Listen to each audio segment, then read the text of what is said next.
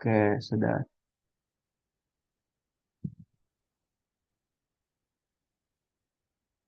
Eh, jadi sesuai dengan pamflet kemarin, malam ini kita akan belajar pengetahuan, pemahaman bacaan dan menulis. Pemahaman bacaan dan menulis atau PBM. Total peserta yang hadir 14 ya. Oke, gak apa-apa. Aku isiin share screen ya.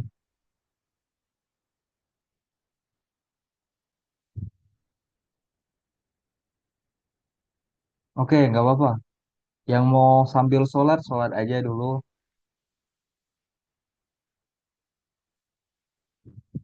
eh Gimana ini? Share screen aku udah kelihatan belum? Kelihatan Kak. Iya, Kak. Oke, udah kelihatan ya. Nah, ini aku masih pakai template yang kemarin, tapi aku ubah aja judulnya. Jadi kita, seperti yang aku bilang, kita belajar PBM malam ini. Sama seperti soal-soal yang lain, kita akan membahas 20 soal malam ini. Semoga saja ke 20 soal malam ini terbahas dengan keseluruhan teman-teman. Oke, aku rasa nggak perlu intro lagi. Nah, lagi-lagi aku ingatkan teman-teman untuk patuhi SOP tutorial ini, standar operational procedure. Jadi tolong rename ID Zoom teman-teman dengan format ID underscore nama, kemudian wajib on kamera, kemudian mic dalam posisi mute atau dinonaktifkan, perhatikan setiap materi, catat poin penting, dan jaga perilaku dan bahasa. Tidak on cam, akan lebih sering saya ajak berinteraksi. Nah, di BBM itu aku lihat beberapa teksnya itu cukup singkat teman-teman. Jadi semoga aja nanti di UTBK singkat ini biar gampang gitu bacanya. Aku mau minta teman-teman bacain ini. Kira-kira ada yang bersedia nggak? Siapa? Bagus. eh Coba hilang orang. Coba IPA. Coba IPA. SC 140. Bisa nggak? Tolong aku bacain teksnya.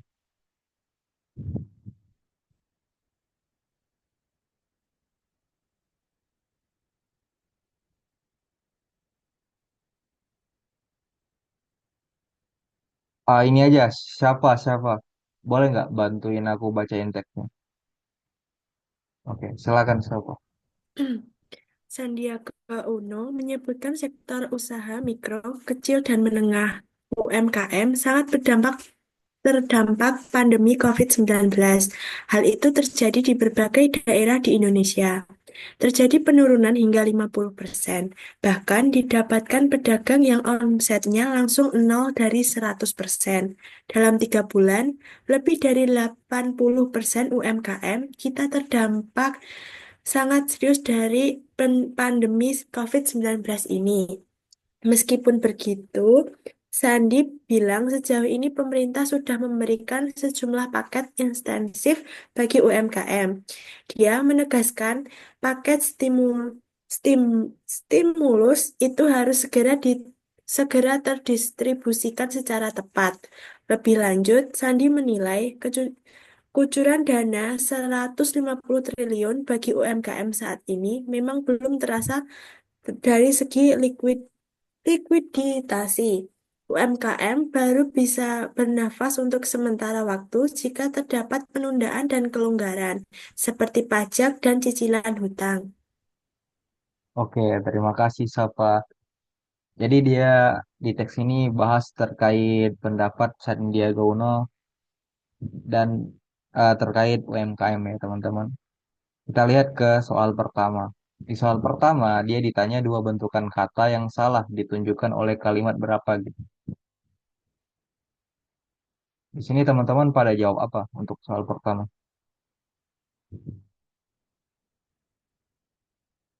Oke, kalau belum ngerjain silakan baca aja dulu. Spill jawabannya di kolom chat ya.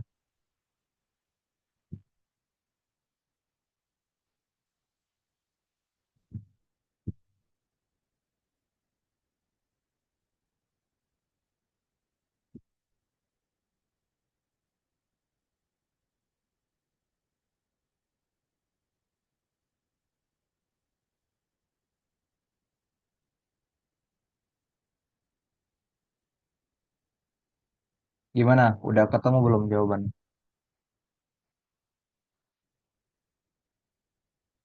Eh, coba Maisa. Maisa, kira-kira nomor satu kamu jawab apa Maisa?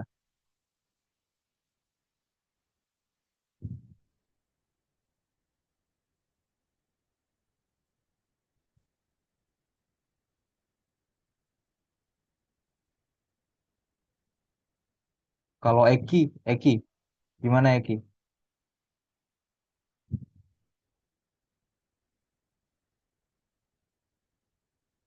Eki monitor.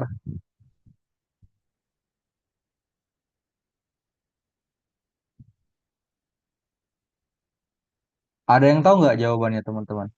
Ini A, B, C, D atau E?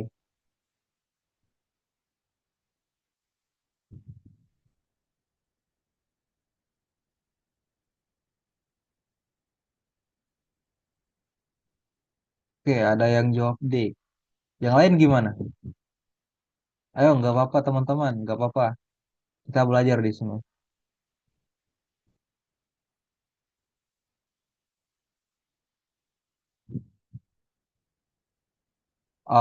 Mungkin gini, coba Marcella. Kenapa kira-kira jawab D? Mungkin teman-teman yang lain bisa dapat juga jawaban yang mungkin sama atau berbeda. Boleh nggak, Marcella? Boleh kan?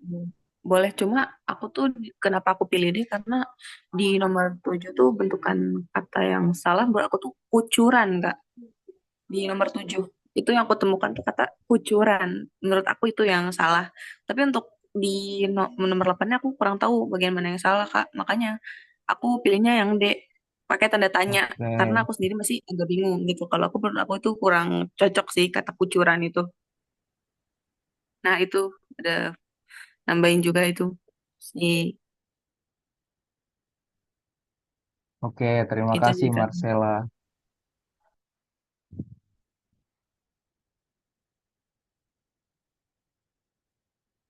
Ada yang bilang nomor 8 hutang harusnya utang.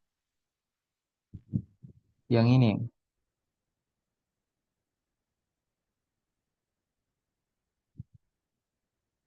Ada lagi nggak yang jawab? Kalau siapa gimana? Kira-kira kenapa? Ngejawab itu siapa?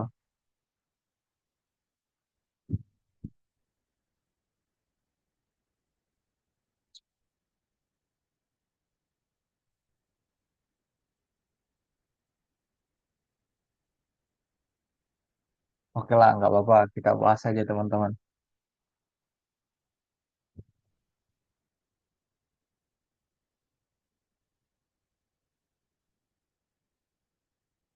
Jadi jawabannya itu B teman-teman. Ini ada yang benar. Satu orang ya. Coba apa? Maila Faiza. Apa kira-kira kenapa? Yakin jawabannya itu B. Boleh nggak jelaskan dulu sebelum kita bahas sama-sama terkait jawabannya.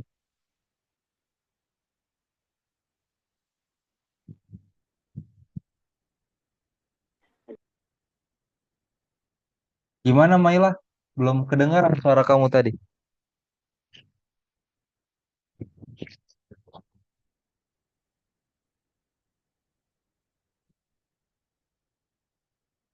Oh, mic-nya nggak bisa. Imbuhannya kurang tepat. Yang mana tuh? 3 dan 4.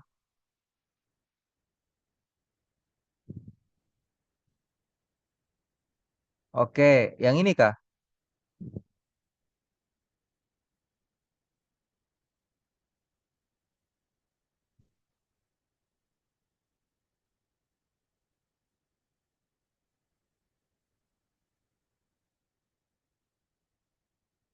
Oke. Jadi eh siapa lagi namanya tadi? Jadi Maila Faisa bilang ini ternyata salah ini dan ini berdampak. Aku rasa jawabannya benar. Kita lihat ya teman-teman. Nah, ini kenapa kita baca di sini di kalimat 3 dan 4. Pada kalimat 3 benar tadi kata didapatkan itu merupakan bentuk kalimat yang salah. Seharusnya terdapat atau didapati. Kemudian pada kalimat 4 bentukan kata yang tidak tepat penggunaannya adalah kata terdampak. Ini yang seharusnya ditulis terdampak. Perbaikan kata dilakukan dalam konteks kalimat ini karena kalimat tersebut merupakan kalimat pasif, sedangkan kalimat berdampak merujuk pada kalimat aktif. Nah, jadi ya, imbuhan yang dibilang Maila Faiza tadi benar ya teman-teman. Terus kita akan bahas sedikit karena kemarin kayaknya sudah dibahas terkait ini. Kalimat aktif itu seperti apa dan kalimat pasif itu seperti apa. Jadi kalimat aktif adalah kalimat yang subjeknya melakukan suatu tindakan. Ciri utamanya itu predikatnya biasanya menggunakan kata kerja dasar atau yang diawali dengan me ataupun ber. Contoh, Ani membaca buku. Ini merupakan kalimat aktif. Ani itu subjeknya, membaca predikat, dan buku itu objeknya. Ayah mengendari mobil. Ini juga merupakan kalimat aktif. Kita ke kalimat pasif. Kalimat pasif merupakan kalimat yang subjeknya tidak dikenai tindakan. Subjeknya dikenai tindakan. Ciri utamanya predikatnya biasanya menggunakan kata kerja berlawan di atau ter, kata oleh yang menunjukkan pelakunya. Contoh, buku dibaca oleh Ani. Nah, tadi dibilang ini kata kerjanya diawali di dan dilengkapi oleh maka ini adalah kalimat pasif teman-teman. Aku kira gampang sekali ngebedain antara kalimat pasif sama kalimat aktif teman-teman. Karena ini juga dipelajari di SMA kalau nggak salah. Kita lanjut ke soal berikutnya. Soal nomor 2. Kata stimulus pada kalimat 6 eh, merujuk pada apa teman-teman? Kata stimulus pada kalimat 6.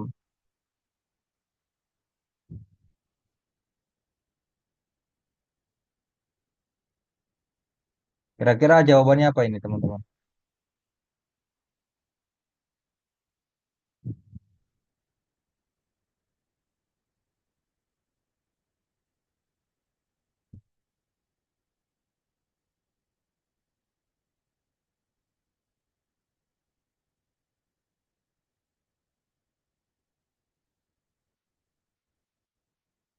Ada yang tahu? Aduh, baru baca semua kayaknya. Tapi keren sih teman-teman. Padahal malam ini adalah malam Minggu. Teman-teman bisa sempatin untuk hadir di kegiatan tutorial malam ini.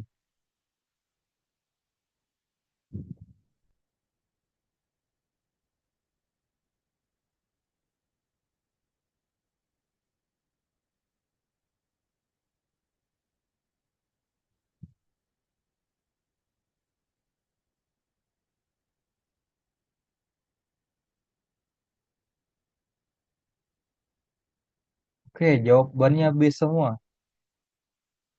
Ini aku penasaran. Yang jawab pertama kali, Febrianti. Kira-kira kenapa ngejawab B gitu? Soalnya di kalimat sebelumnya itu di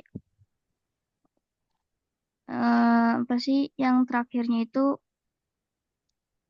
pernyataannya sejumlah paket insentif bagi UMKM. Dan di kalimat selanjutnya bilang paket stimulus itu berarti paket insentif itu, Kak. Oke, oke. Makasih ya, Febrianti. Iya, Kak. Kayaknya alasannya udah mengarah ke jawaban yang benar, teman-teman. Kita lihat. Waduh, meleset ternyata.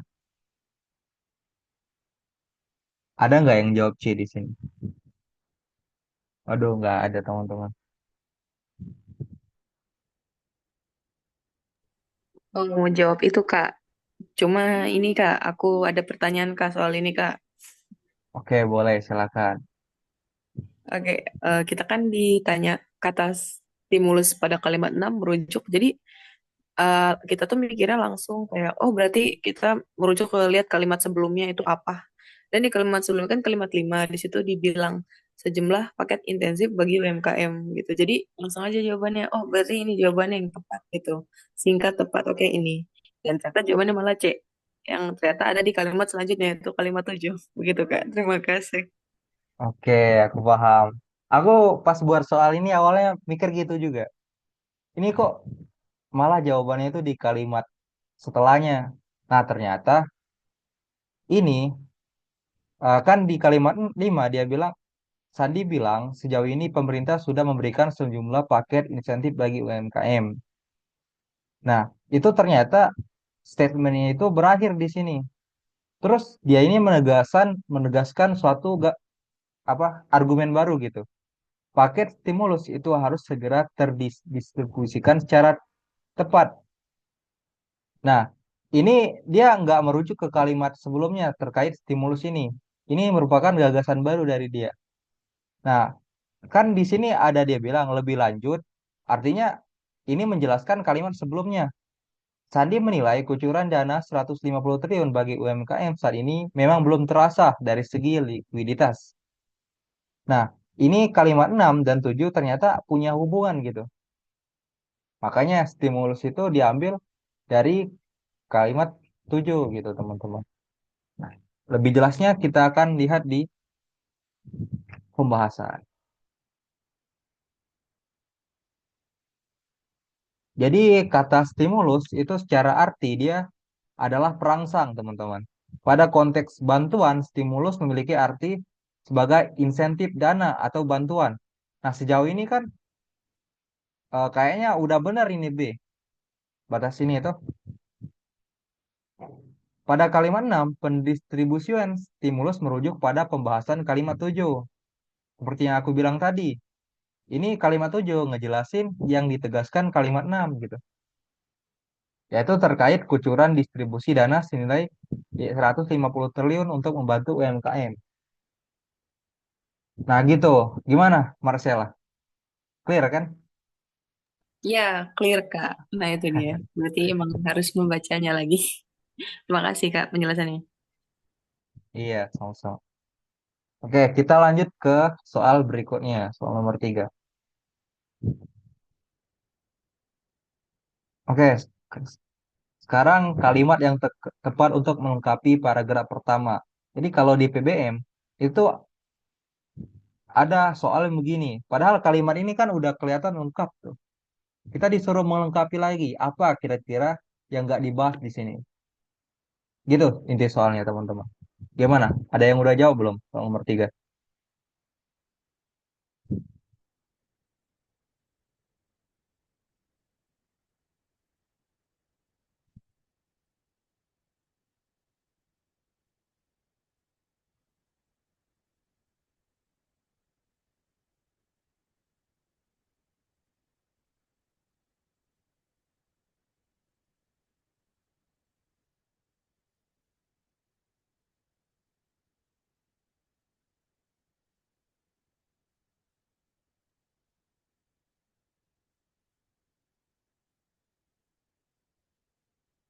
Oke, ada yang jawab C. Oh ini, aku mau nanya, Christine. Jawabannya apa kira-kira Christine? Aku baru lihat ini. Ada Christine ternyata. Halo Christine.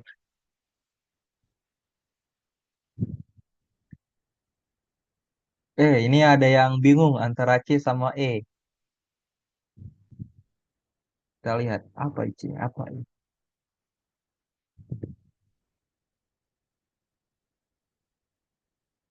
Oke,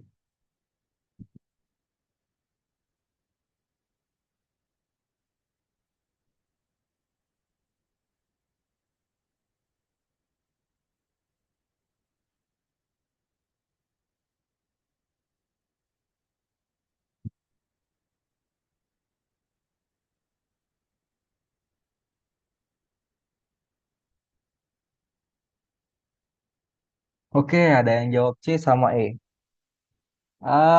Kita lihat, kita bahas aja. Kira-kira jawabannya apa? Aduh, meleset semua teman-teman. Gak apa-apa teman-teman. Ini adalah pertemuan pertama di PBM, jadi wajar.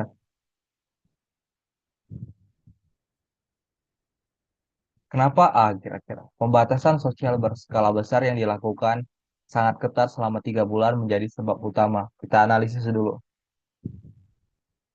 Di paragraf pertama,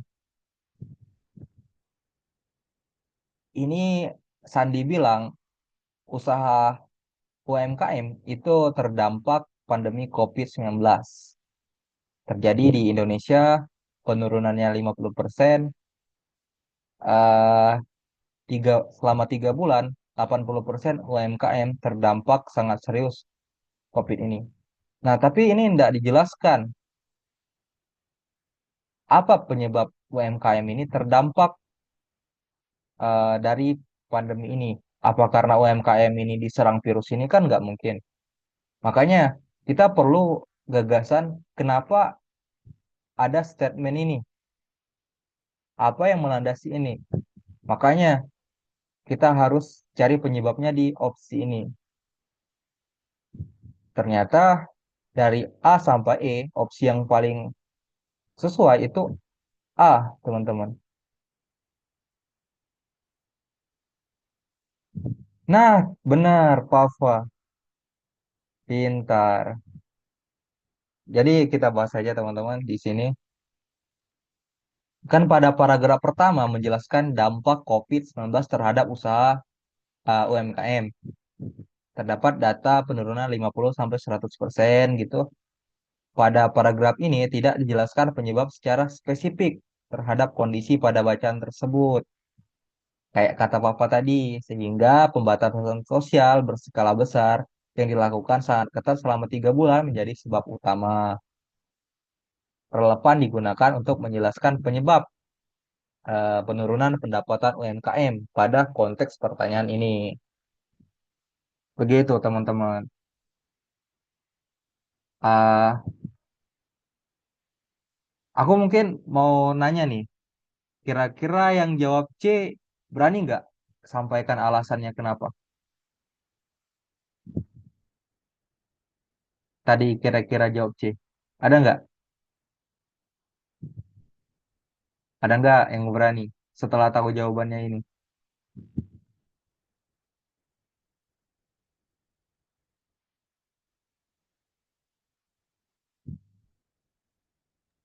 Oke lah, kalau nggak ada nggak apa-apa. Kita lanjut aja. Santai aja, teman-teman. Oh, iya, baru ingat. Aku ada kasih tips ini di sini.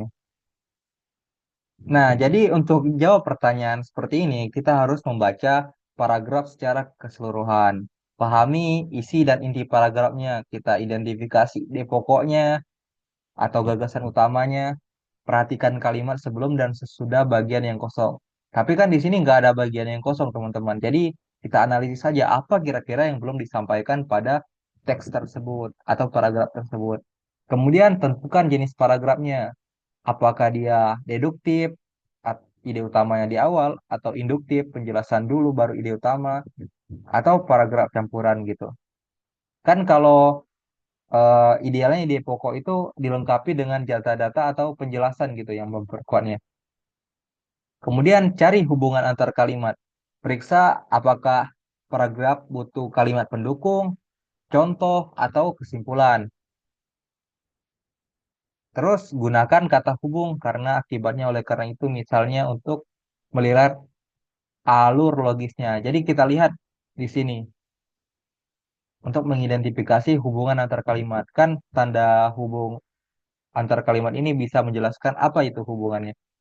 Kemudian pilih kalimat yang paling sesuai. Jika soal berbentuk pilihan ganda, baca setiap opsi dan pilih yang paling sesuai dengan isi paragraf. Jika harus menulis sendiri, buatlah kalimat yang relevan dan logis.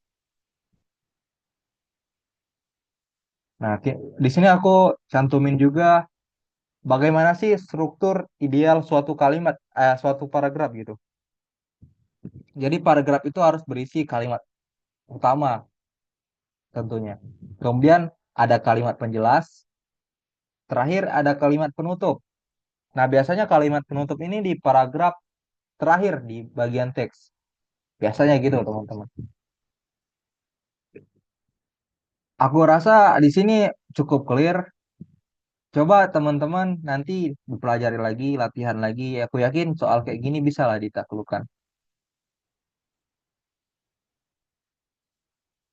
Kita ke soal nomor 4. Jika informasi ini ditambahkan, manakah yang dapat melemahkan argumen paragraf kedua? Jadi cari dulu apa yang disampaikan di paragraf kedua, terus cari kalimat mana di antara A sampai E yang melemahkan paragraf kedua, argumen di paragraf kedua. Oke, kira-kira nomor 4 jawabannya apa teman-teman?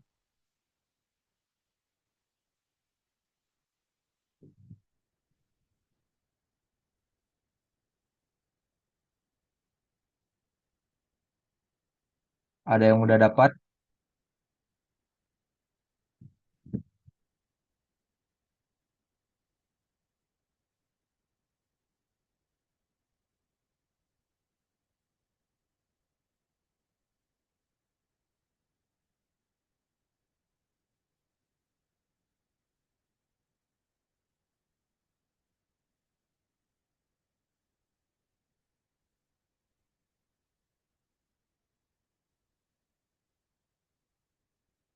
Oke, agak susah ternyata. Memang agak susah. Baca dulu teman-teman, hati-hati.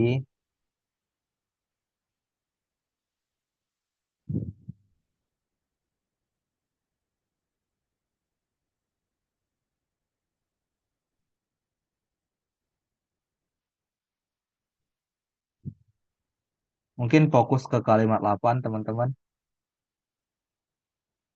Ini kayaknya bisa menjadi kalimat kunci untuk menjawab pertanyaan nomor 4.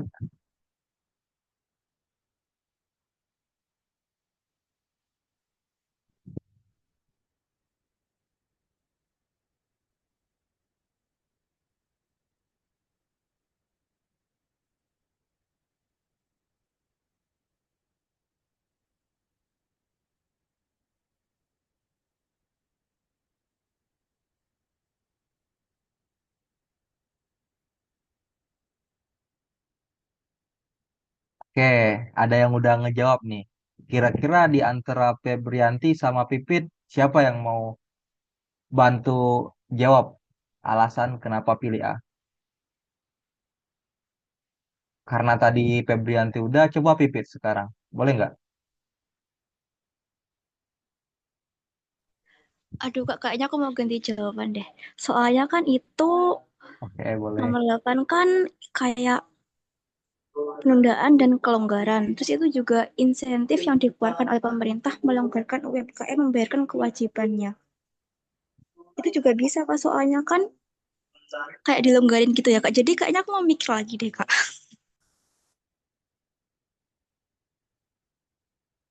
Oke,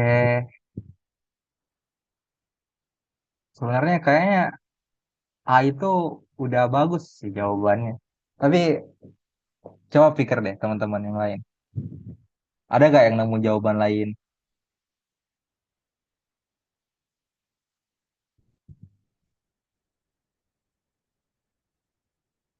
Oh, oke. Abdul, Abdul.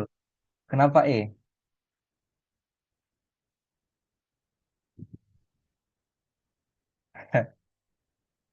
Oke, E. Penundaan pajak dan bayar utang menjadi penting sebagai bentuk keberpihakan pemerintah terhadap UMKM.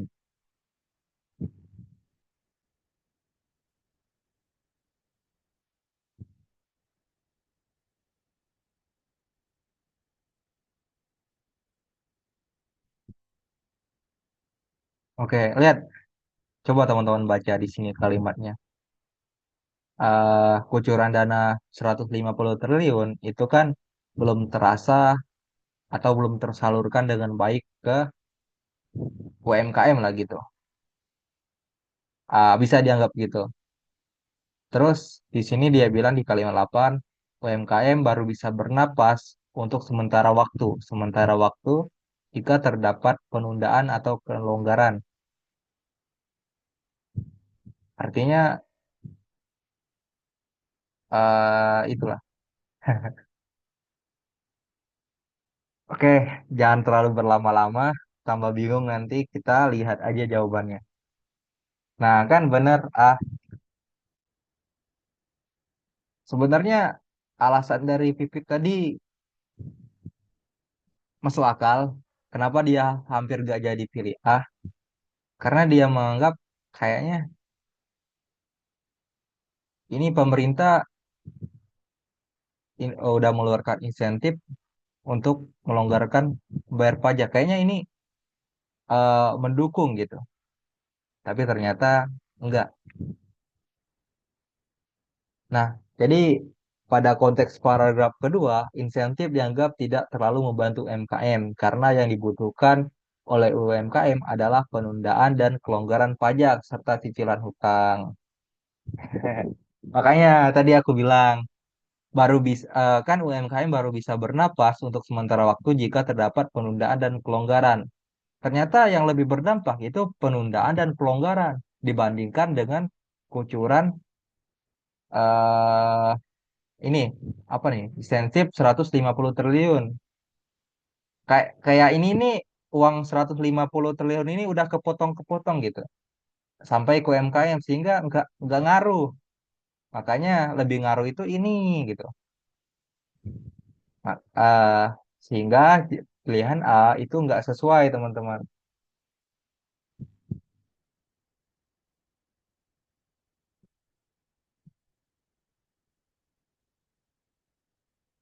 Aduh, salah soal.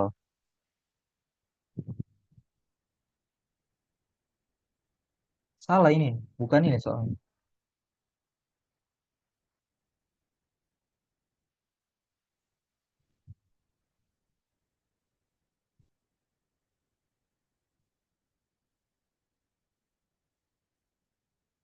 Oke, sorry. Nah, gitu.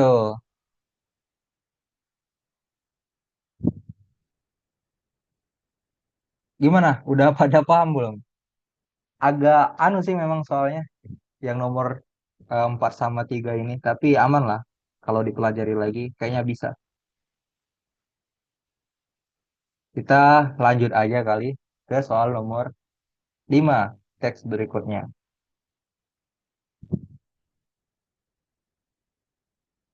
Nah, di sini ada teks 3 paragraf, kurang lebih dia ini membahas terkait olahraga yang maksimal untuk kesehatan otak. Nah, dibantu dengan data-data gitu, ada olahraga sore, pagi, dan penelitian telah menunjukkan dapat memper alam dapat memperbaiki gangguan mood, mengurangi kecemasan dan depresi, bahkan menjadikan pikiran. Oke, itulah intinya terkait olahraga dan manfaatnya. Kita ke soal nomor 5. Judul yang tepat untuk menjelaskan teks tadi apa kira-kira? Teks ini. Judul yang mewakili teks ini. Aduh, gampang sekali, Cok. Gimana teman-teman? Ada yang udah nemu jawabannya?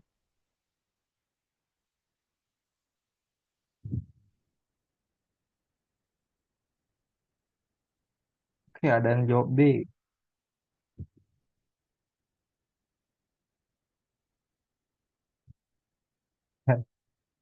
Padahal udah aku sebut tadi jawabannya teman-teman.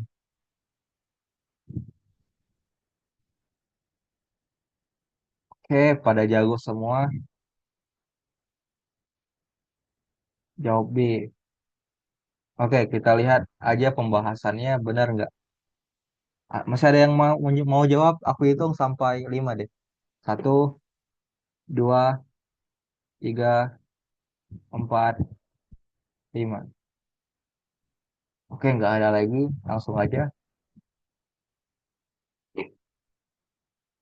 Aduh, salah. Kejebak teman-teman.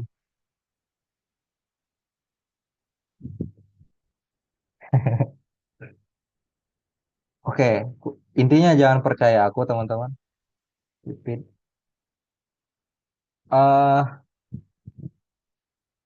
ini pada jawab B kenapa ya? Aku pengen tahu alasannya.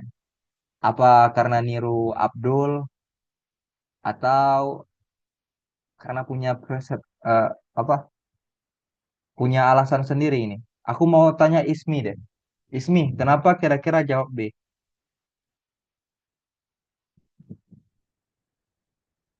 Ada Ismi nggak? Ismi.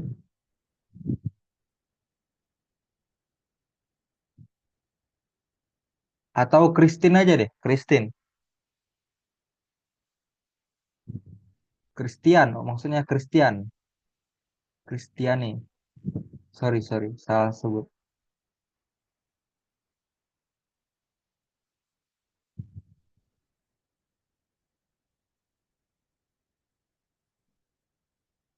Oke,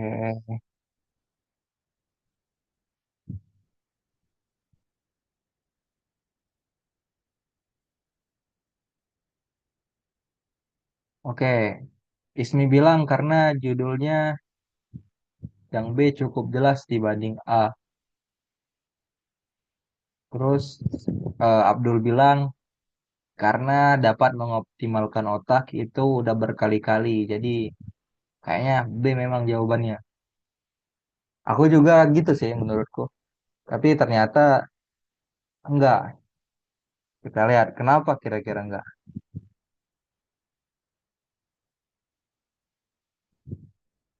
Kayak jadi kita itu kalau mencari judul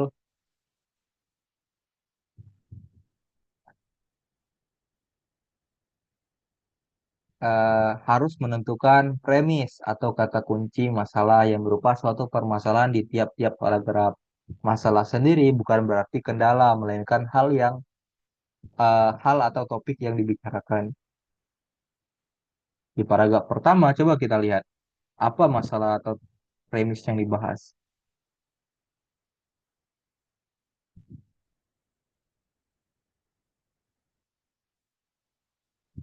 Oke, dia bahas di sini olahraga yang maksimal untuk kesehatan otak.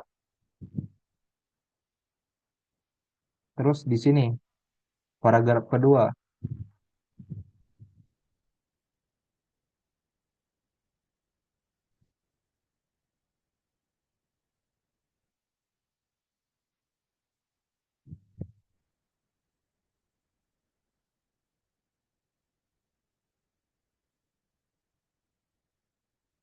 oke lah. Banyak sih dibahas terkait optimal eh, olahraga yang optimal. Contohnya gini, salah di sini.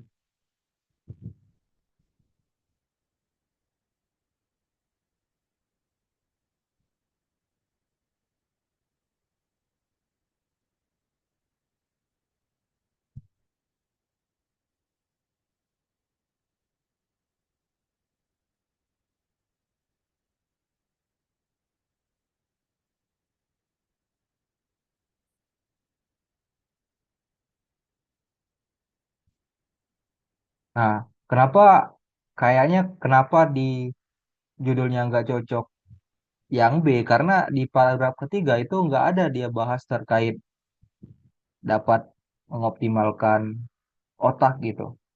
Nah, kita bahas di sini. Pada teks kita dapat mengetahui premis-premis pada kalimat satu, 2, 5, 6, 7, dan 13. Kalimat satu premisnya, kalimat 2 ini 5, 7, dan 13. Oke lah, benar. 13 yang menunjukkan hal-hal yang mengoptimalkan olahraga. Oleh karena itu, pernyataan yang tepat adalah A gitu.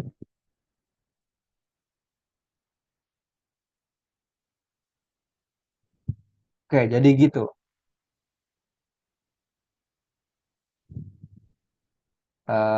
Apa ya intinya? Kalau teman-teman ketemu soal yang begini, mungkin jangan langsung bilang, oh ternyata ini banyak dibahas gitu.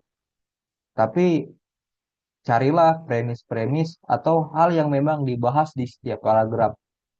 Jangan sampai karena ini dibahas banyak di paragraf pertama terkait otak, teman-teman langsung bilang, oh ini pasti ini mengoptimalkan otak dengan olahraga. Padahal ada dibahas lain di paragraf 3. Olahraga itu apa ya?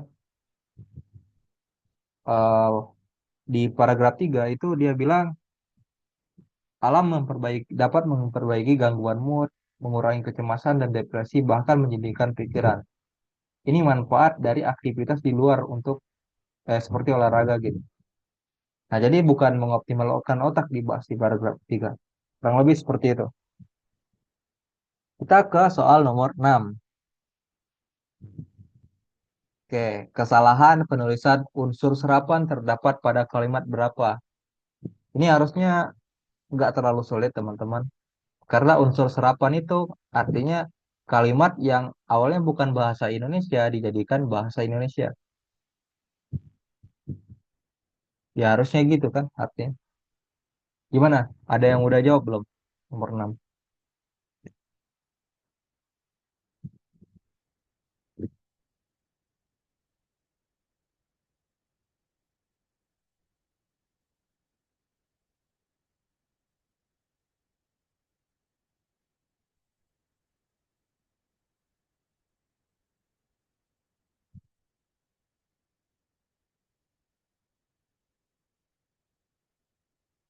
Aku mau lihat yang off-cam ini. Coba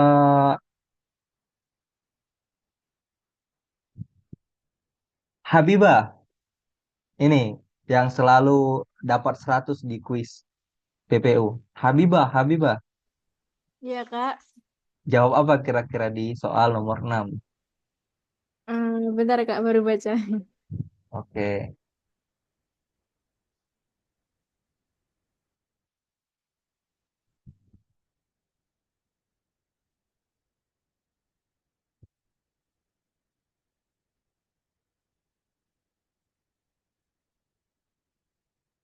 Hah, benar kok pakai V bukan pakai F.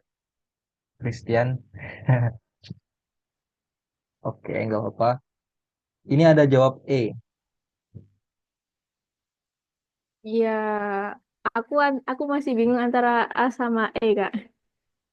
Oke, kalau A kenapa? Kalau E kenapa?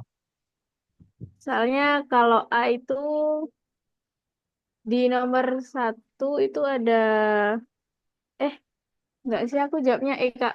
E. Ada nomor 12 sama 13. Di 12 itu ada aktivitas, nggak, jogging. Sama Oke, di nomor 13 itu ada mood, gangguan mood. Itu kan dari bahasa Inggris ya. ya. Dan aku jawab E, Kak. Terima kasih.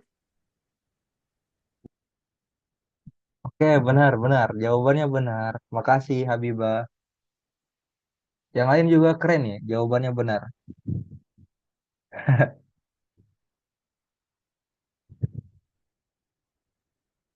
Ini rata-rata.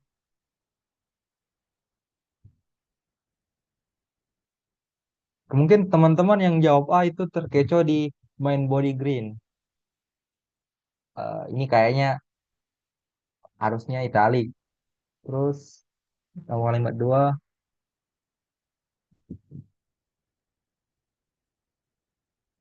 kalimat dua nggak ada. Oh mungkin ini konsistensi.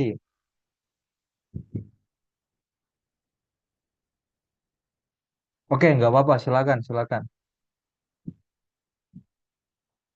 Oke, kita lihat jawabannya ya benar E. Ternyata kenapa E? Karena benar. Jogging dan mood itu harus dicetak miring. Jawabannya benar, alasannya benar, teman-teman. Aku kira clear ya di sini. eh jadi ini alasannya. Nggak selalu apa ya? Nggak selalu itu kata yang serapan itu kayak efisiensi gitu. Apalagi yang diserap. Kenapa efisiensi terus? Oke lah. Kita ke soal berikutnya. Soal nomor 7, teman-teman. Kata konjungsi yang tepat untuk mengisi bagian rumpang pada kalimat 4 itu adalah, oke ini harusnya gampang. Oke, ada yang udah jawab A,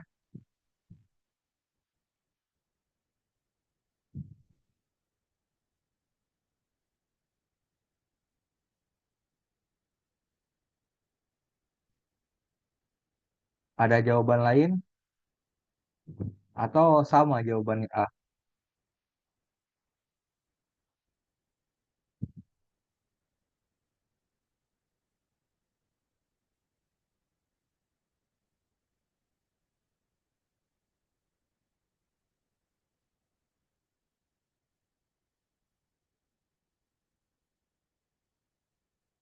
Oke, Yosi jawab A. Coba Farhan Ramadan, jawab apa kira-kira Farhan? Ada jawab B. Aduh, kenapa ini Marcella jawab B? Begitu Nggak pula apa-apa jika beda lebih. sendiri. Oke, mantap. Menjawab Berani beda. tampil beda. Nggak apa-apa Kira-kira, Kak. Kita lihat dulu. oke, nggak apa-apa, aman, aman Marcella. Kalau menurut saya sih jawabannya A, Kak. Oke, A. Kenapa itu, Farhan? Karena kan yang kalimat nomor 3 kan di pagi hari. Nah, berarti yang kalimat nomor 4 itu juga pakai kata konjungsi di juga gitu. Terus juga kayak nyambung gitu. Kalau pakai Oke, kata oke, makasih Farhan. Kayaknya alasannya udah sangat baik. Kita coba lihat jawabannya. Ya, benar jawabannya itu A, teman-teman. Mungkin kalau kita baca begitu pula jika lebih suka latihan fisik di sore hari, latihan fisik ketika sore hari, saat sore hari. Ini A sampai C ini bisa jadi di jawaban nomor 4. Tapi konteks kalimatnya ternyata lebih sesuai itu D.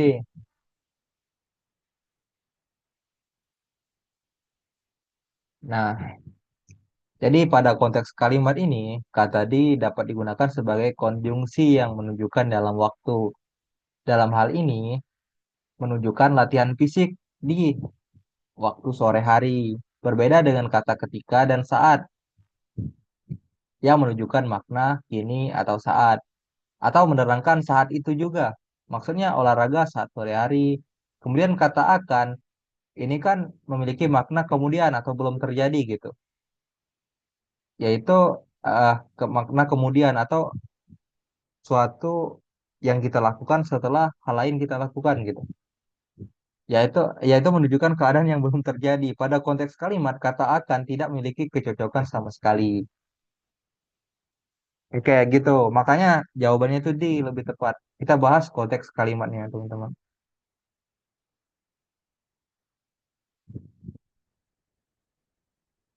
Nah, benar, Papa. Sejajaran kalimat. Nah, konteksnya sejajaran kalimat. Oke, gampang aja lah ya untuk soal ini.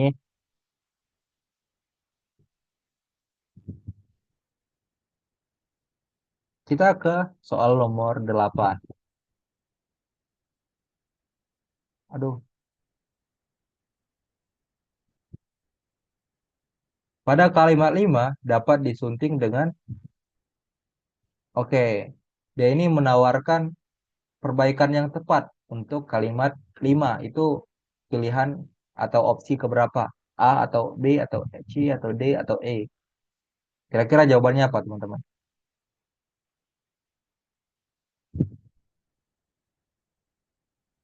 Ada yang tahu?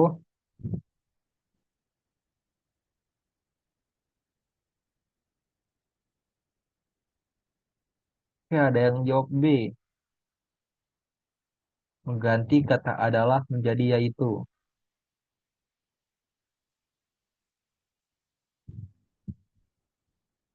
Adalah menjadi yaitu.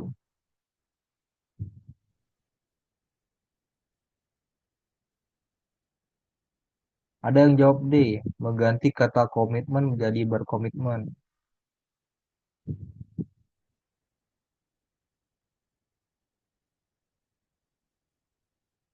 Oke,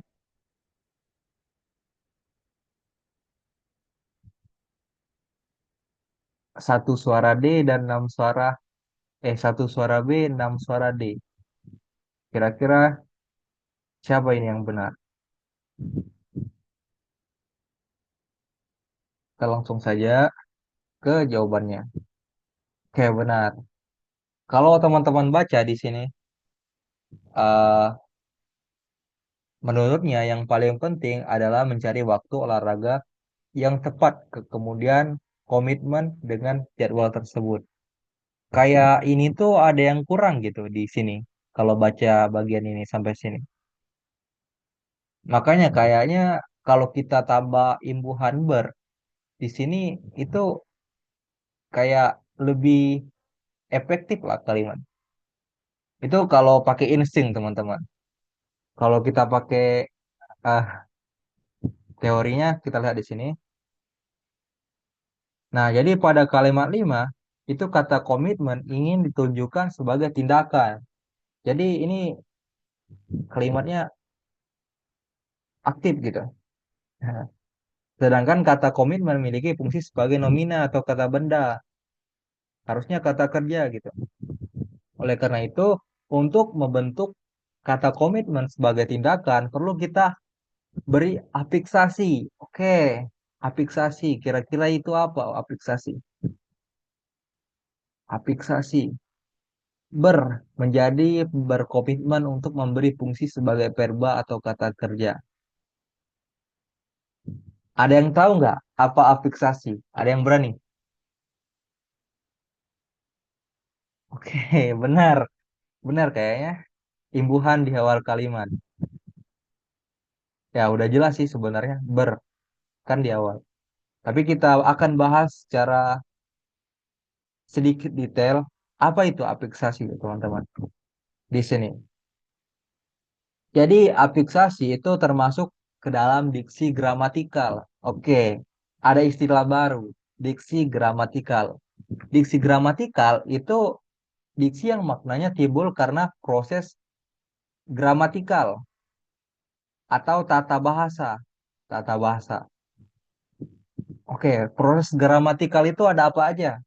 Proses gramatikal itu ada afiksasi, ada reduplikasi, dan ada komposisi, teman-teman. Ada tiga nih. Ini tadi kata Papa itu imbuhan di awal kalimat. Oke.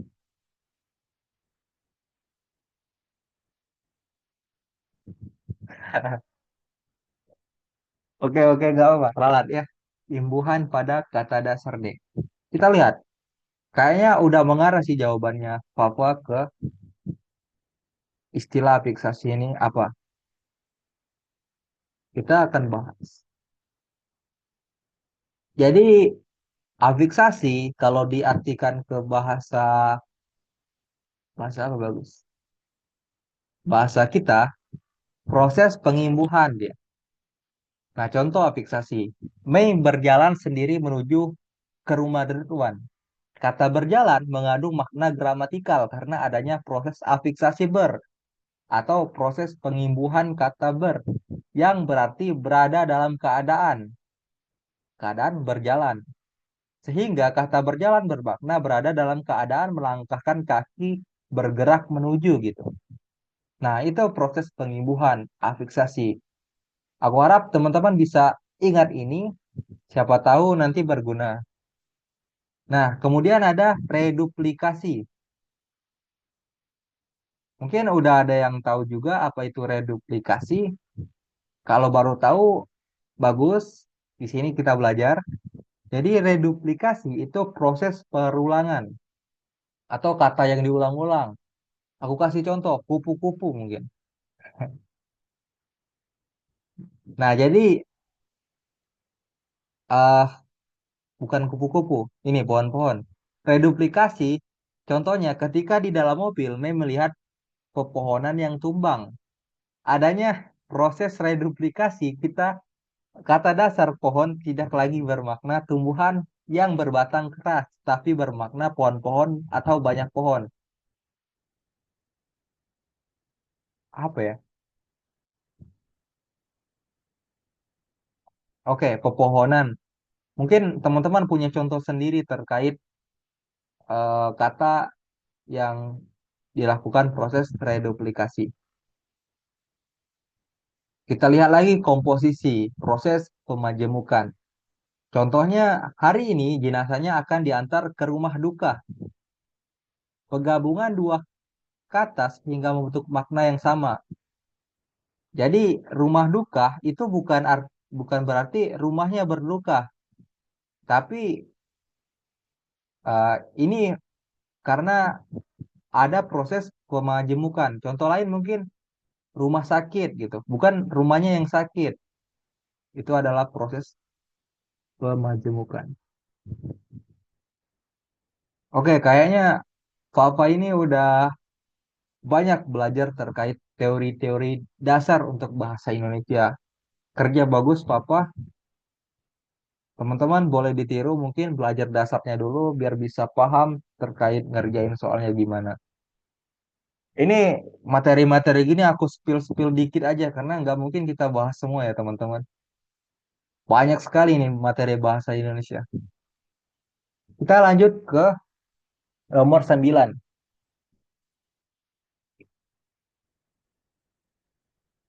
Oke, ada yang udah jawab nomor 9 belum? Dua kalimat yang seharusnya digabung menjadi satu rangkaian terdapat pada. Oke, dia bilang kalimat ini seharusnya bisa. Di antara ini bisa dijadikan satu kalimat aja, nggak usah dua kalimat. Nah, di kalimat berapa itu?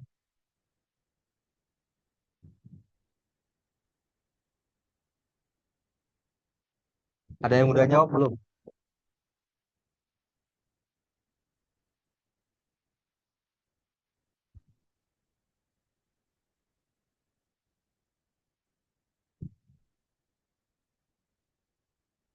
Oke, Febrianti jawab C.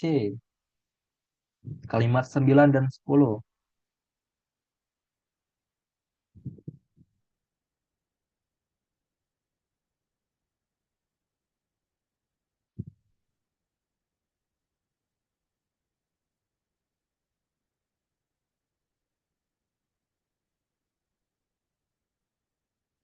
Oke, ada yang jawab C lagi.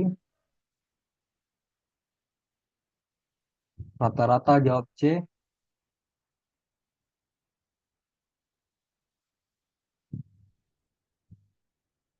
Nggak ada ini yang berani tampil beda lagi. Oke, Abdul, C atau D bingung. Sabar Kak, mikir dulu Kak. Oke, Marcella, bingung. Tapi pilih D aja, berbeda dari yang lain. Oke, Abdul, berani tampil beda. D 10 sama 11. Saya sering menyarankan untuk berjalan kaki setiap hari.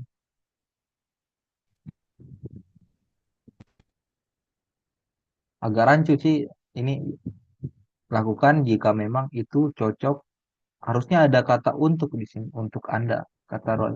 Oh, ini clue ya. Kayaknya ada soal yang bahas ini. Itu kan nanti. Enggak, bukan berarti aku bilang jawaban benar itu D. Aku juga belum tahu jawaban yang benar itu apa. Kayaknya antara C sama D. Nah, aku setuju sih kalau C. Coba kita lihat C itu. 9 dan 10. Tidak perlu mendaki gunung Everest. Karena saya sering menyarankan untuk berjalan kaki setiap hari. Bisa juga gitu kan. Tapi nggak tahu lah. Kita lihat antara C sama D. Apa jawabannya? Aduh, berani tampil beda keren sih. Benar Berani tampil jawabannya beda, D. Kak. Iya, beda sendiri. Jawabannya benar. Kira-kira kenapa? Jawabannya itu D. Pada kalimat 10 dan 11 seharusnya digabung untuk menjadi satu kalimat yang berfungsi sebagai penuturan subjek secara utuh. Dalam hal ini, Ruhoy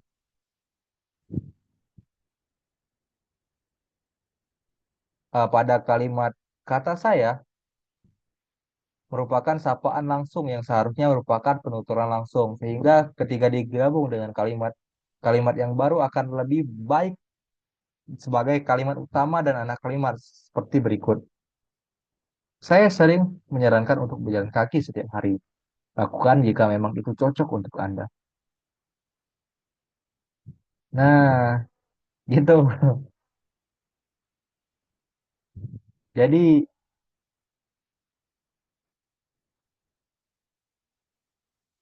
eh kita lupa di sini ternyata ada tanda petik, teman-teman. Tapi tanda petiknya dimulai dari sini. Gimana tuh? Tidak perlu mendaki Gunung Everest.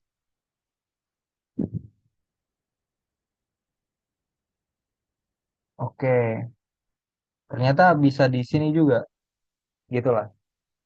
Ternyata ini adalah statement dari Ruhoy. Makanya ini nggak usah dijadikan kalimat baru, tapi koma aja. Biar ini lengkap. Gitu. Itu maksudnya.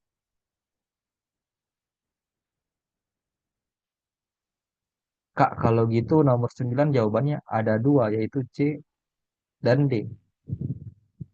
9 dan 10.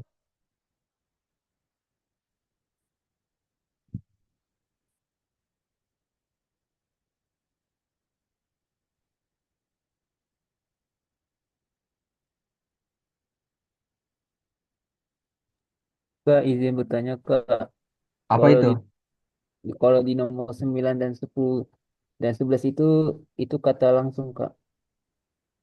10 dan 11 kata langsung. 9, 10 dan 11. Iya sih, karena aku lihat juga di sini ternyata ada tanda petiknya. Nah, di sini harusnya satu kesatuan dong. Ya enggak?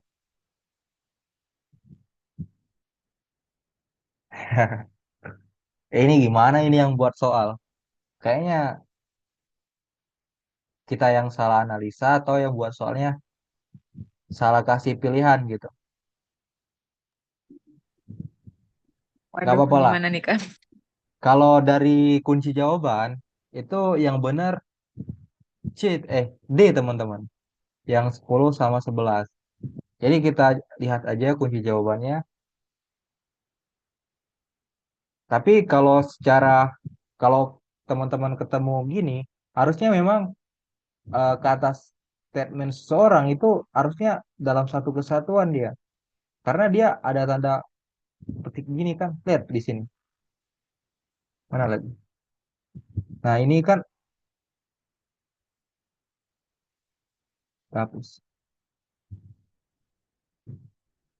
Nah, ini kan ada tanda petiknya di sini, di sini. Tapi aku rasa di soal ini dia itu pengen ada titik di sini karena seolah-olah si Ruhoy itu bilang tidak perlu mendaki Gunung Everest titik gitu. Nah, saya sering menyarankan untuk berjalan kaki setiap hari. Nah, ini di koma karena ini di kalimat 11 si pembawa soal mengatakan bahwa eh apa lakukan si pembawa soal mengatakan bahwa ini nggak cukup kalau dijadikan satu kalimat. Makanya harusnya kalimat 11 ini digabungkan aja ke kalimat 10. Nah, gitu. Penilaianku gitu. Kenapa dia harus digabung dengan kalimat 10, kalimat 11.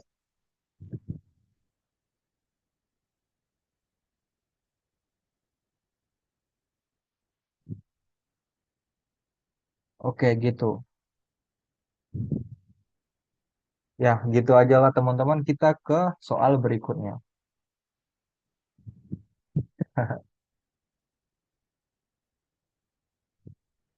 Atau ada yang mau kasih saran nggak? Setahu atau pemahamannya gimana? Biar kita diskusi di sini.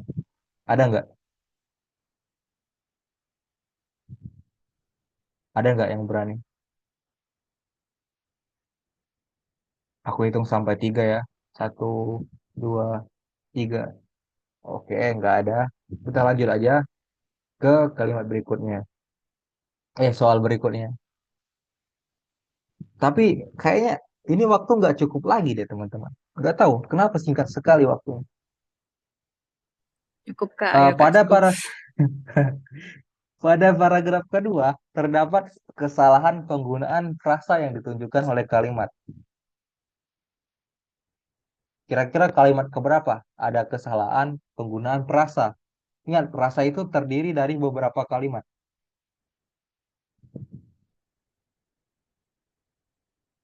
Frasa. Beberapa kata maksudnya, dan beberapa kalimat.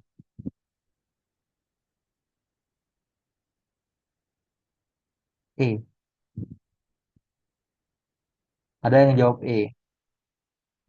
Kalimat 11. Iya lagi. Kalau teman-teman perhatikan tadi kan aku ada kasih clue tuh. Kayaknya clue itu untuk soal nomor 10 deh. Bisa jadi Kak. Kalau kalau yang masih ingat. Oke, jawabannya E.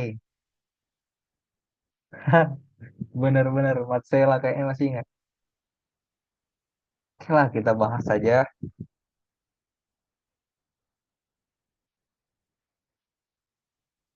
Oke, Farhan jawab B. B. Gak apa-apa, gak apa-apa. B. 8.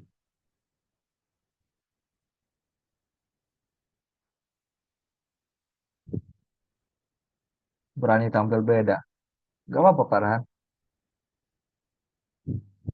Ternyata jawabannya itu E, teman-teman.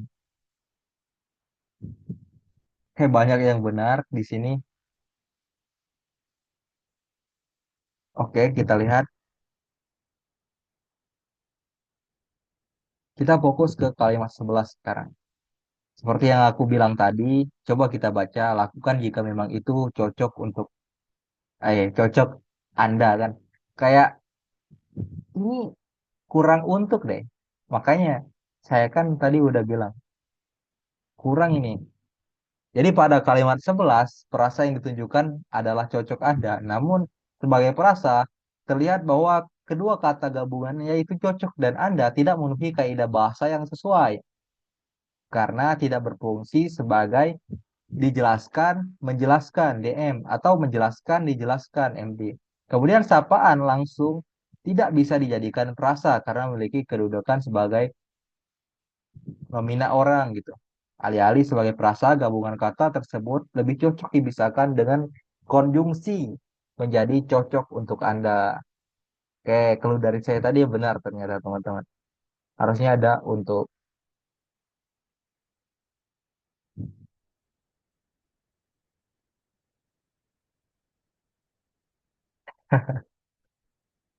Oke, nggak apa-apa, Farhan.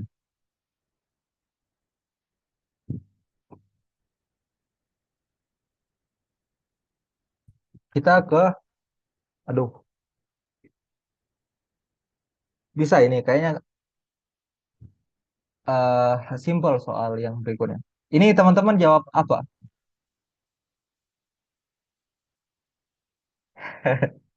Masa nggak lihat?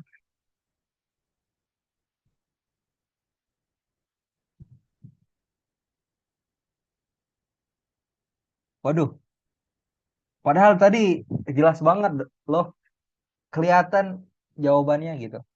Masa nggak lihat? Oke, nggak apa-apa, berani tampil beda.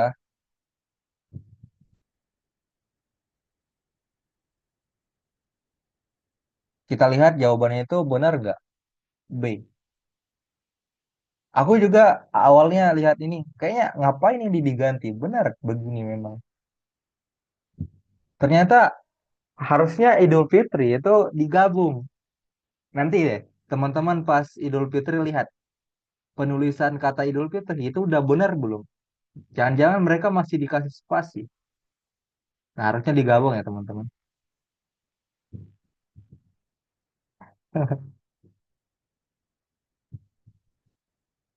Nah, jadi kenapa jawabannya itu apalagi D? Karena Idul Fitri seharusnya ditulis Idul Fitri. Penulisan awalan huruf ditulis huruf kapital. Karena terdapat pada awalan kalimat dan merupakan nama hari besar. Oke, ini awalnya aja ditulis huruf kapital dan digabung gitu. Ada aku kasih alasan kenapa dia itu,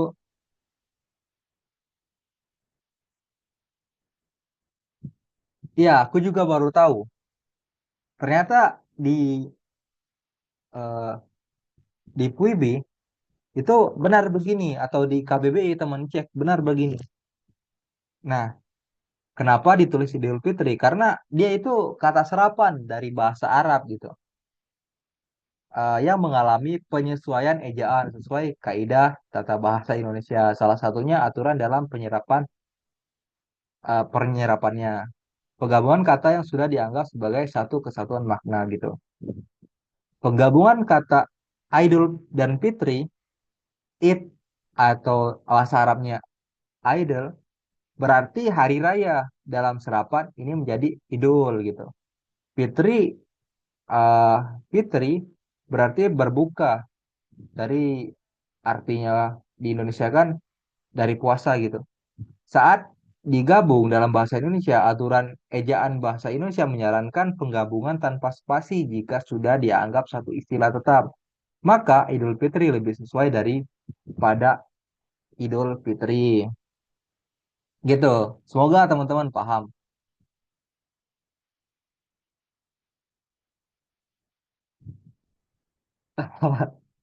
Iya, iya lagi.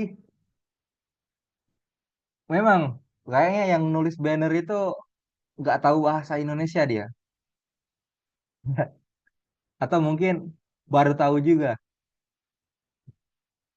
Nah, Idul Adha dipisah apa digabung? Coba teman-teman cari kebenarannya. Googling teman-teman. Nah, kita ke soal berikutnya, soal nomor 12.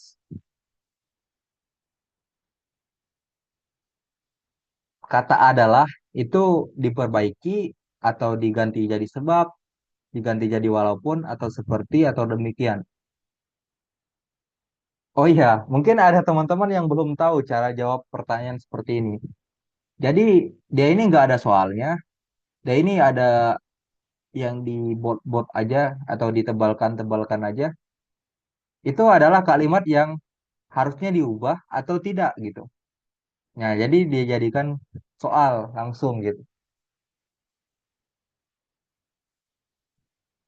B kayaknya. Lagi ragu ya. Kayaknya udah malam. B, B. Oke, banyak jawab B.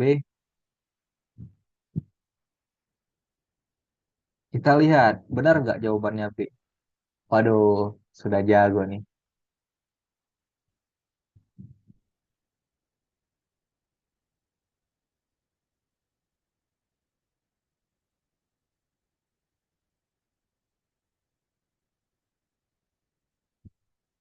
Eh, jadi, adalah itu tidak dibenarkan ditulis sebagai awalan kalimat karena berfungsi sebagai penjelasan subjek. Oleh karena itu, kata yang tepat adalah sebab karena dapat kita lihat kondisi kalimat tersebut adalah hubungan sebab akibat seperti itu. Jadi Idul Fitri tahun ini benar-benar sangat berbeda. Kira-kira kenapa dia itu berbeda? Makanya ini harusnya menjelaskan kenapa Idul Fitri itu berbeda penyebabnya. Nah, benar ini, Papa. Kayaknya sering nulis ini. Ah, kita ke soal berikutnya, ke-13. Nah, di situ ada kata membuat. Kira-kira perlu diperbaiki nggak?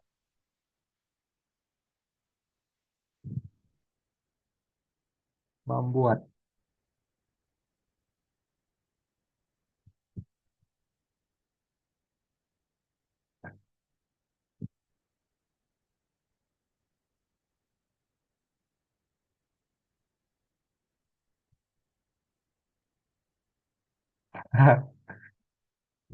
Oke, logika yang menarik. Kalau ada sebab, pasti ada akibat. Kita lihat. Benar nggak? Ya, benar. Boleh dipakai ya teori dari Abdul tadi. Kalau ada sebab, pasti ada akibat.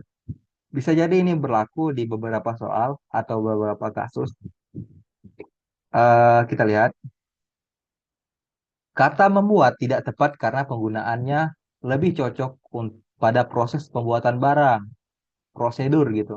Penggunaan kata yang cocok pada adalah mengakibatkan sesuai dengan jenis kalimat tersebut, yaitu sebab akibat. Kayak kata Abdul tadi, ada sebab pasti ada akibat. Oke, kayak hukum 3 Newton ya. Oke, kita ke soal nomor 14. Kira-kira perlu diperbaiki nggak?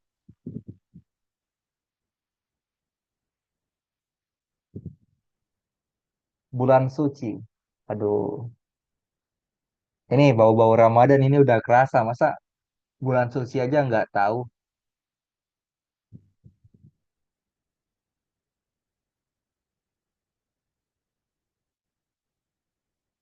Oke, ada jawab A,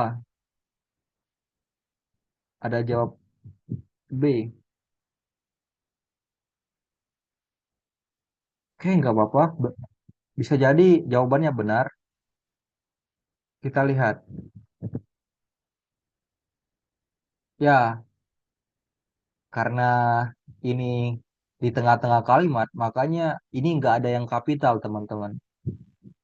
Kita lihat kenapa dia nggak usah dikapitalkan aja. Nah, jadi gabungan kata nggak ada titiknya. Ya, nggak ada titiknya. Gabungan kata pada kalimat ini tidak perlu diperbaiki. Karena bukan terletak pada awal kalimat yang membuatnya ditulis kapital, serta bukan gabungan kata bersenyawa yang harus digabungkan kedua unsurnya, seperti matahari, kacamata, sapu tangan, dan olahraga. Olahraga bulan suci itu nggak perlu digabung gitu. Maksudnya gitu.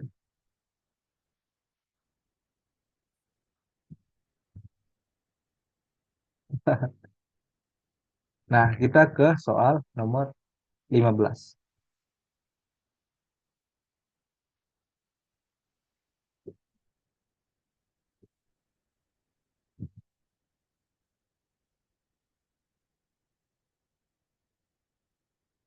Eh, jadi perluasan itu perlu diperbaiki nggak, teman-teman? Perlu, Kak.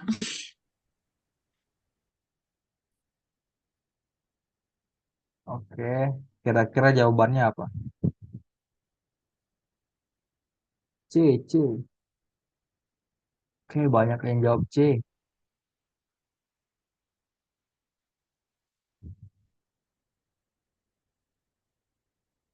Ya, benar jawabannya C. Karena kata perluasan memiliki konteks ruang yang tidak sesuai dengan kalimat yang berkonteks proses. Sehingga penyebaran yang lebih tepat digunakan karena bermakna cara.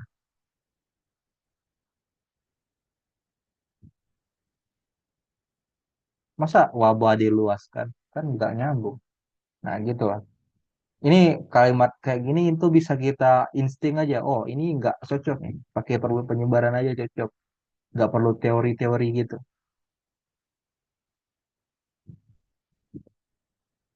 Oh iya nggak apa-apa Ismi aman aja. Semoga kamu lekas sembuh ya Ismi. Nah kita ke soal 16. Jadi menariknya PBM ini dia nggak full kalimat aja kayak PPU kayak kemarin. Ini ada soal-soalnya kayak gini. Nggak full teks gitu maksudnya.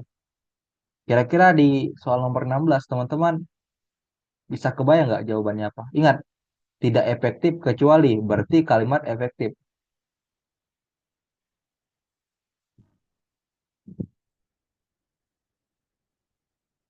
Terkait absensi aku share di 2100 ya teman-teman. Di akhir sesi. Mungkin ada yang nanya kan. Kira-kira jawabannya apa untuk soal nomor 16? Ada yang jawab belum?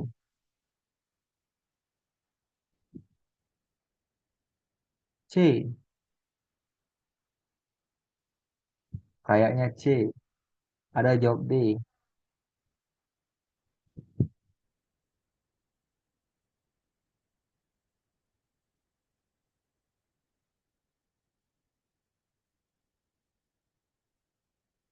Oke,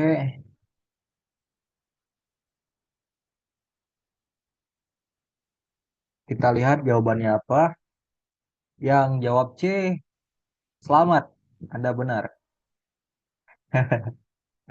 Selamat, Anda benar. Jawabannya C. Jadi kalimat tersebut merupakan bentuk kalimat efektif dari segi pemilihan kata yang tepat, ejaan yang tepat, dan memiliki unsur wajib dari kalimat. Nah, hasil-hasil itu boros kata, terus seluruhnya itu boros kata karena ada data semua mahasiswa, baru ada seluruhnya. Terus C itu tepat karena dia sesuai gitu. Subjek, predikat, objeknya.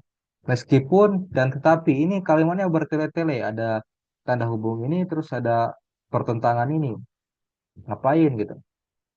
Terus disebabkan karena ini kan ber, boros juga gitu. Harusnya disebabkan aja udah sesuai gitu. Oke lah, kita ke 17. Semoga kekejar teman-teman. 3 menit lagi. Lewat dikit gak ngaruh sih. Nah, untuk kalimat untuk nomor 17 kira-kira ada yang udah ngejawab belum?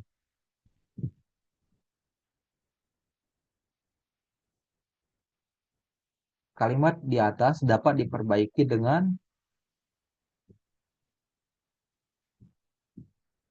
B atau D, bingung. B mengganti peziarah-peziarah dengan peziarah. Menambahkan kata pada di awal kalimat.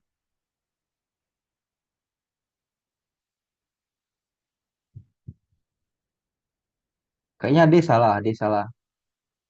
Terus terang D salah.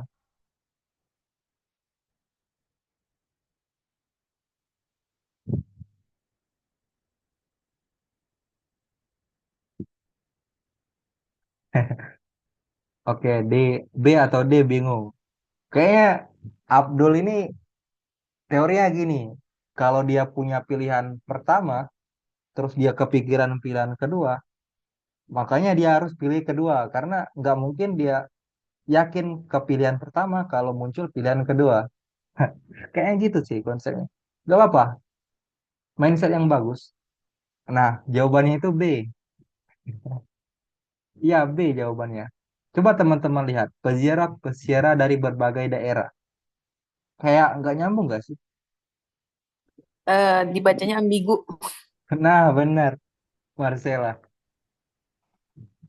Jadi kata peziarah-peziarah rancu karena ada kata berbagai. Coba aja peziarah dari berbagai daerah kan udah pas gitu. Makanya diperbaikinya dengan ini. Oke, itulah. Kita ke soal nomor 18.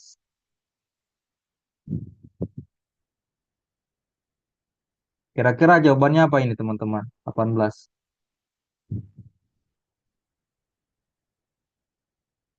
Ada yang udah nemu belum?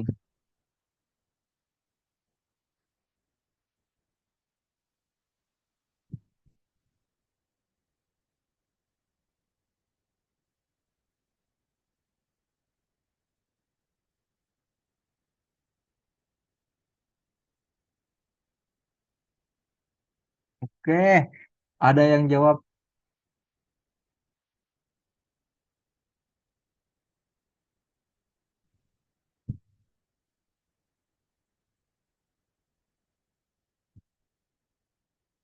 ada yang jawab D, ada yang jawab B. Oke. Jadi link absen udah aku share ya teman-teman. Jadi silakan diklik dulu sambil kita jawab ini.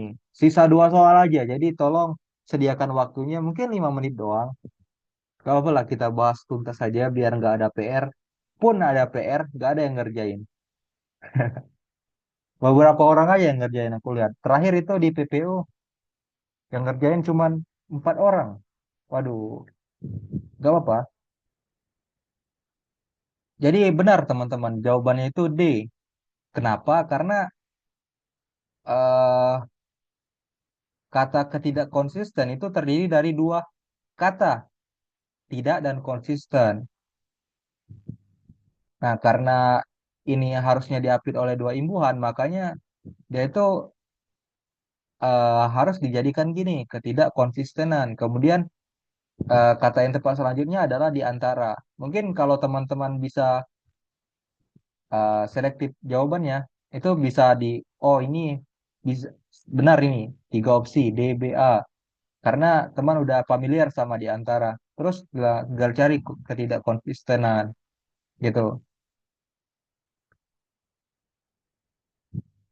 Tuh. Jadi ini aku ada jelasin sedikit kenapa harus ditulis ketidakkonsistenan. Jadi ke itu awalan atau prefix yang menunjukkan keadaan atau sifat, tidak itu bukan atau tidak ada, konsisten tetap atau tidak berubah, an adalah sufiks. Nah, nanti teman-teman pelajari prefix apa, sufiks apa, mungkin hal yang baru teman-teman dengar. Nah, aturan dalam bahasa Indonesia, jika kata diawali K, maka tidak dalam kata beribuan harus ditulis dengan 2 huruf K. Jadi ini ada kedua K gitu. Jangan sampai teman-teman K-nya satu aja gitu. Jadi salah itu. Nah, gitulah. Aduh, Oh, ini jawabannya C ya, Kak ya?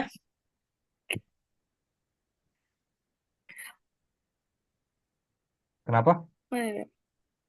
Enggak, Kak. Nah, ini, Kak. Mau screenshot dulu, Kak. Sabar. Sip.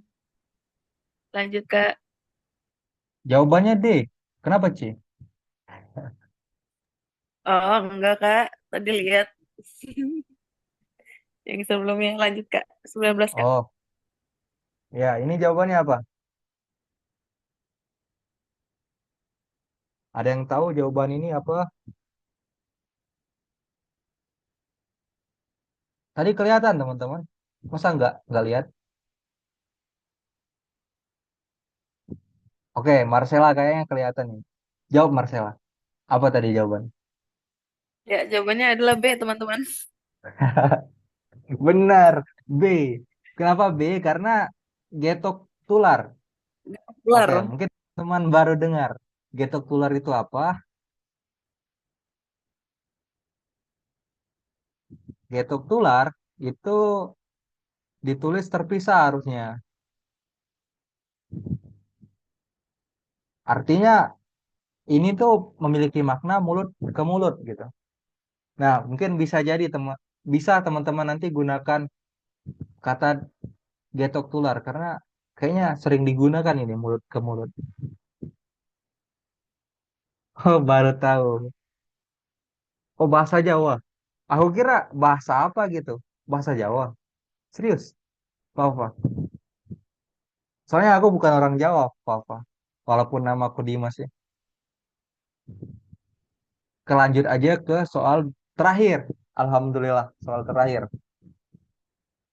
Kira-kira apa nih jawabannya? Jangan terkecoh di sini, karena banyak sekali nih.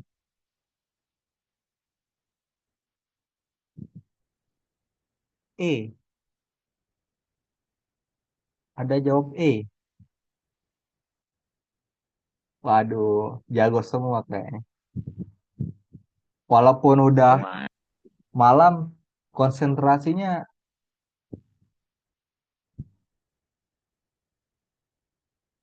konsentrasinya nggak pecah ya.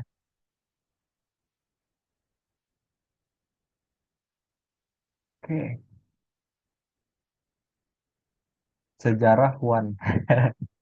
Lucunya sejarawan. Nah ini benar, Papa. Ngapain pakai H? Jadinya nggak nyambung. Hah? mantap. Salah ini, salah. Aduh, aduh, udah kaget pasti. Kok Syok, syok Kak. jawabannya, kok jawabannya B? Kok bisa gitu? Salah, salah. Kok Oke, gak apa-apa, intermezzo itu. Jadi jawaban itu D, bukan E. Astaga, E jawabannya. mereka jangan ngeprank Kak. Udah malam. E jawabannya. Jadi harusnya nggak pakai H ya. Nah ini ada aku buat analisa yang benar yang salah. Kenapa dia benar, kenapa dia salah gitu. Mungkin ada teman-teman pernah lihat konkret pakai I dia. Ternyata I itu salah. Mungkin ada juga di soal begitu. Karir, karir itu nggak ada E-nya. Sebenarnya karir itu ada E-nya. Kalau nggak ada E, itu berarti nggak benar. Mungkin ini sering, kata-kata yang sering masuk di soal PBM. Pelajari aja. Oke, kalau jadwal itu gampang lah. Jadwal piket, jadwal belajar gitu kan teman-teman udah familiar. Nah, ini teman-teman alasan-alasannya. Mungkin itu aja dari pertemuan malam ini. Cukup singkat. Jadi sebelum kita akhiri, ada baiknya kita bukan membaca doang, tapi ada baiknya kita ambil dokumentasi, teman-teman. Oke, aba-aba dari aku, kita ambil dokumentasi. Satu, dua, tiga.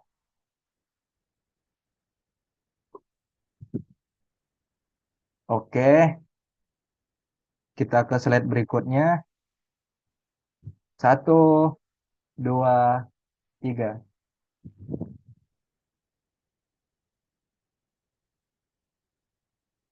Oke, sudah.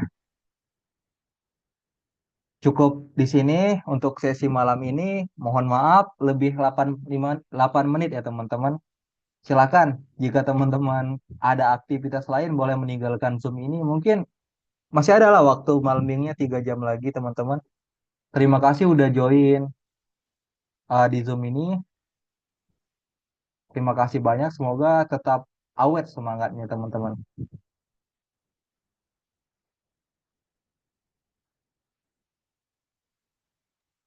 Makasih Kak Dimas, saya izin live.